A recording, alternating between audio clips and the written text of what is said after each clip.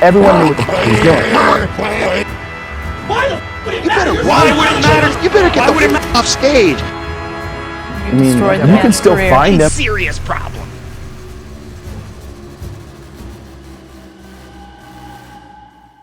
The tale begins in the early 2000s, where Malcolm is still in the middle. LGBTQIA2S+ only has 4 letters. And Carlos Mencia is at the height of his fame and popularity. His own show on Comedy Central, sold out stand-up tours, acting roles on film and television. Carlos was on a roll. On the surface, everything's amazing. But beneath the surface, Carlos is harboring a dark secret. Carlos is a thief, a joke thief, and not just your everyday run-of-the-mill joke thief. Oh no. Carlos is the Harvey Weinstein of joke thievery.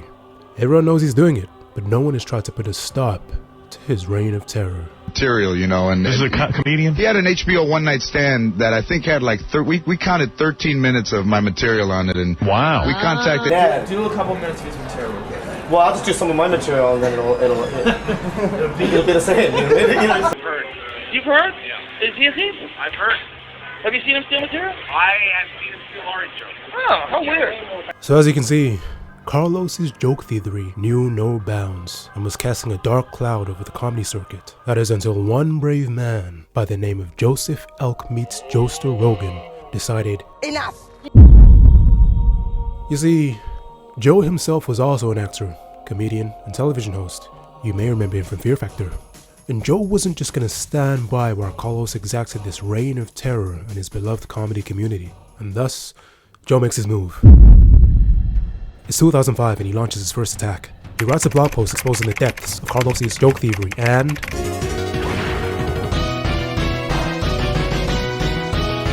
not very effective. And then, nothing happened.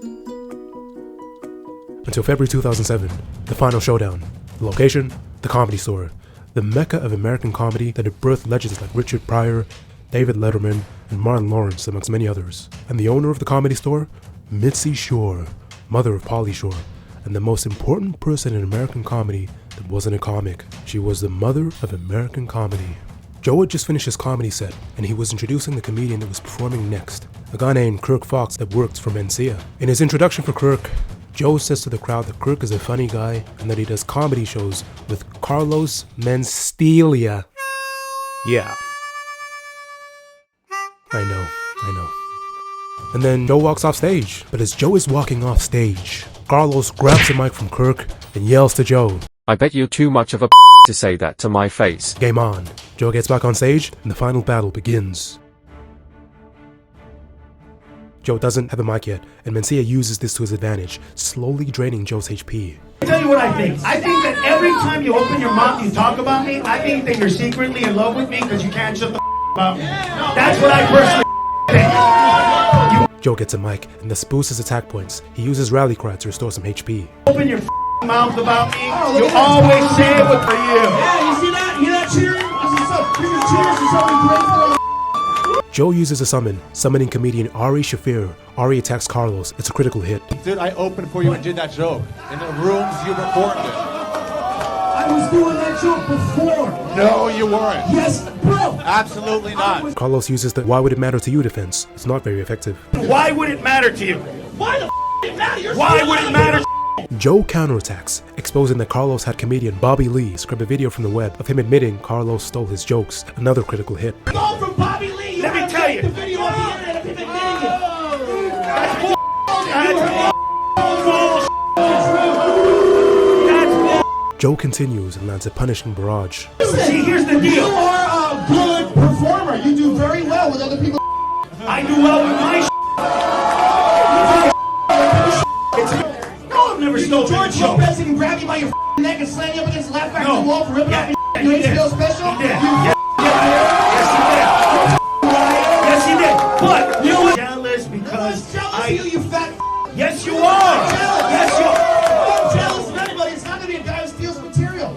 Then finally, Joe lands a final blow, exposing that Carlos isn't even Mexican like he claimed. In fact, Carlos isn't even his real name. He changed his name to Carlos to appeal to a Mexican audience. His real name is Ned. But you know what? You guys You're don't know not even me. Mexican. Why don't you tell the truth about you being half German? Does anybody know? You know his name? You know his real name is Ned Holness? Is that my It's real not name? even Carlos Mencia. That's a fake name. Really? You might have went to the DMV and paid to have that changed. Hold on. This is a green card. Is your name This is a green card. And you can't legally change you your cannot name. And when you legally change you your name, cannot legally that's how you change. travel all over the country. You can't legally change your name. Not when you come Is your from name another not country. Ned? Is your name not Ned? Yes, it is. But everybody knows that.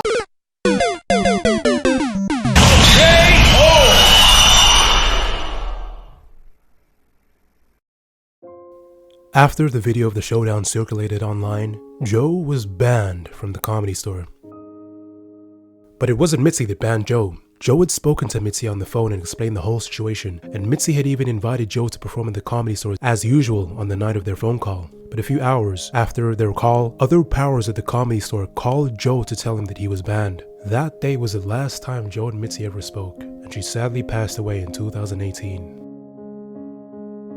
Even Joe's agents dropped him and basically said to him that either he had to apologize or they couldn't work with him anymore. But Joe stuck to his guns. He wasn't going to apologize for bringing Carlos's dark joke thievery to light. So what happened to these two after all of this went down? Well, after being banished from the Comedy Store and his agent dropping him, Joseph Joestar Rogan picks himself up and continues on his career path.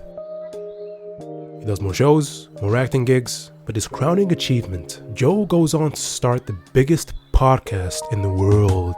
The Joe Rogan Experience. You may have heard of it. He has cemented himself as the podcasting voice of the generation. As for Carlos, well, he never really took accountability for stealing jokes. Perhaps the closest he ever got to fully admitting it and taking accountability is this crazy clip. Listen to me. And look at me when I tell you this, with all honesty. If you think that I steal jokes, yeah, you're right. Of course I steal jokes. Are you out of your mind? When I come to a comedy club, you better run, You better get the off stage. Because if anything you say is even remotely funny, I'm gonna make it mine. And all I'm gonna do is say Mexican in the front. I'm like a rapper. I just sample and make it my own. Was that really my song? I don't know. But it sounds like mine, but it kind of sounds like somebody else's. It's a hit! Yeah, other than that, he did some more tours, appeared in some commercials, but then he kind of just faded into obscurity. He co-founded a Tex-Mex restaurant chain, but his restaurants eventually closed due to poor reviews. He was dropped from New Orleans' Mardi Gras celebrity lineup because of jokes he made after Hurricane Katrina. But one of his last and perhaps most enduring cultural contributions is a South Park episode that portrayed him telling the infamous fish sticks joke. Turns out in the episode, he stole this joke from Little Jimmy as well, and Kanye ends up killing him for the joke. Perhaps a fitting metaphor for what Joe Rogan did to his career.